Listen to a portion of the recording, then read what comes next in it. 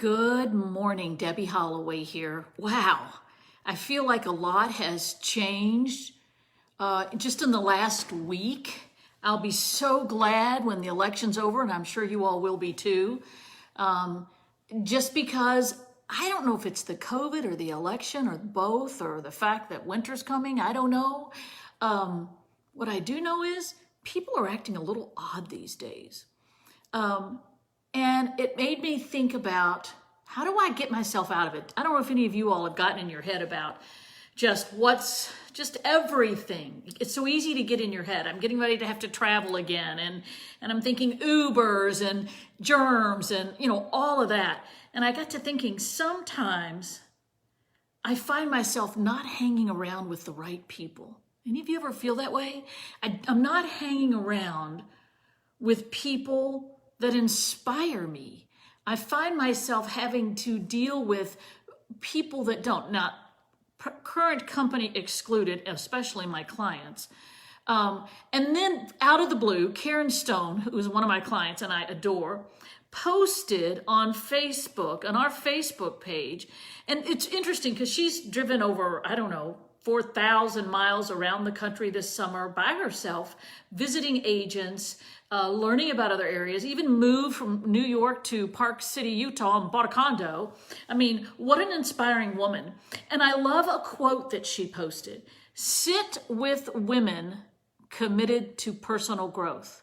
I promise you, the conversations are different." And it got me to thinking, sit with women committed to personal growth. I promise you, the conversations are different. She's right. The conversations are different. When you are sitting with someone who is committed to growth, who is committed to happiness, who is committed to making a positive change in the world, the conversations are different.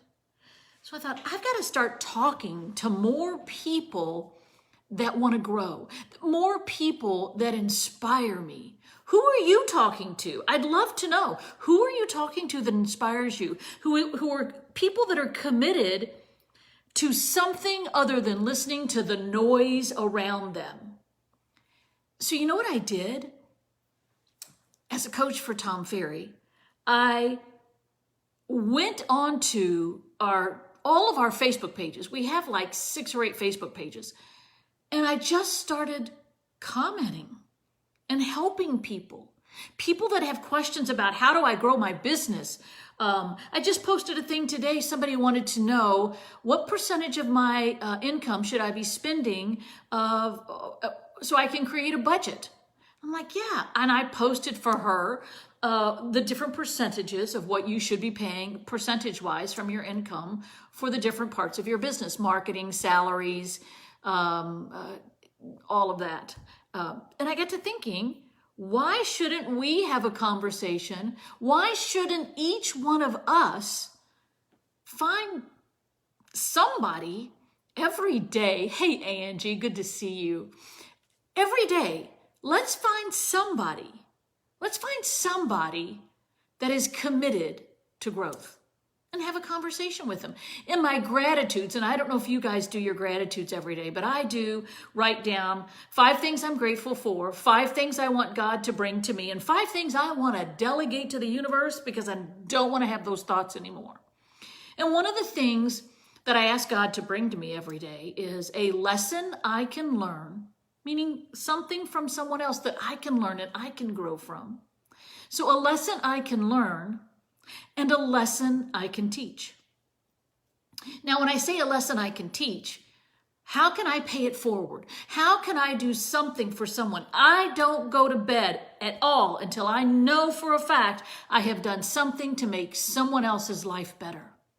My Wednesday's easy because I get to talk to you ladies. However, the rest of the days may not. So I always think, well, then maybe I just go onto Facebook, find somebody who needs some help, and reach out. I've got 2 or 3 private messages right now from people I said, hey, just reach out and let's talk. A lesson I can learn and a lesson I can teach. Every day, I want you to think about this. Who can can I learn from today?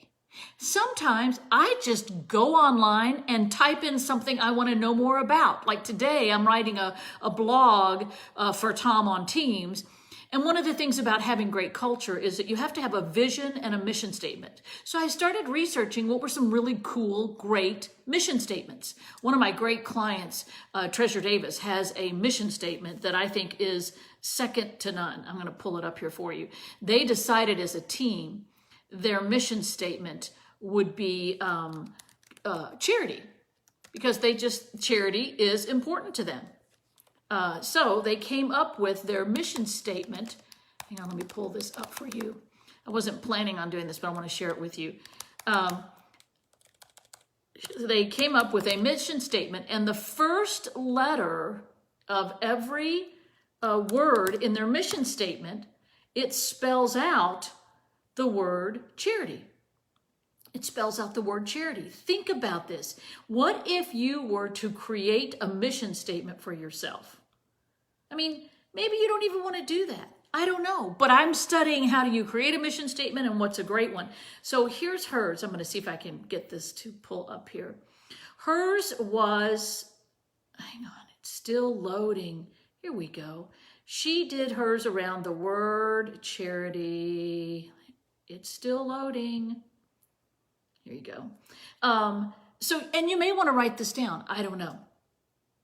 But the C of charity is confidence. The C of charity is confidence, and it is still loading, and I don't know if it's going to come up, and it may be because I'm on this with you as well. But maybe you just create whatever it is for you. If this comes up, I'll share it with you. Bottom line in my conversation today is, get out of your head. Don't allow the noise around us to bother us. So how do we do that? Think in terms of having conversations with people that want to grow. I cannot thank Karen Stone enough for that post. It was so good.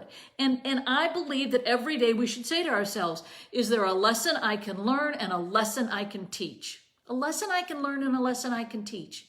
Something I can learn about and something I can pay forward or give back. Then all of a sudden, it's not about us. And when we stop making what's going on around us about us and start thinking of others, it's like it just falls off, as if you were frozen and you walked into something warm and it all just melted away. So I want to leave you with this. Treasure Davis's core values for her team. These are her core values. It spells the word charity. I'd love for everyone to have core values for their business. Hers spells charity, and here it is. Confidence, honesty, adaptability, resilient, innovative, teamwork, and yes-minded. And it spells charity. Confidence, honesty, adaptability, resilient, innovative, teamwork, yes-minded.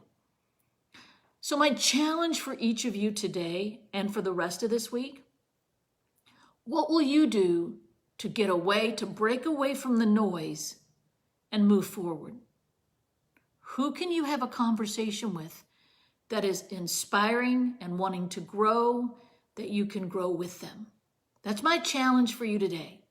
Make it a powerful week, and we will talk next week.